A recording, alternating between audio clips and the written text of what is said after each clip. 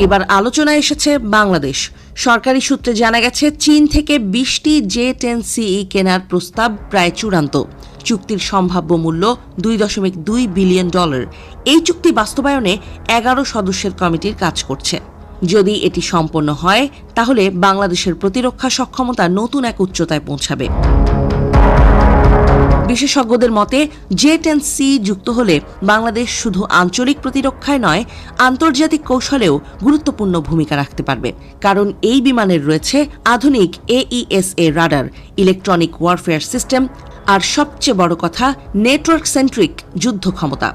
এটি শুধু আকাশে লড়াই করে না, পুরো যুদ্ধক্ষেত্রের তথ্য সংগ্রহ করে সমন্বয় করে।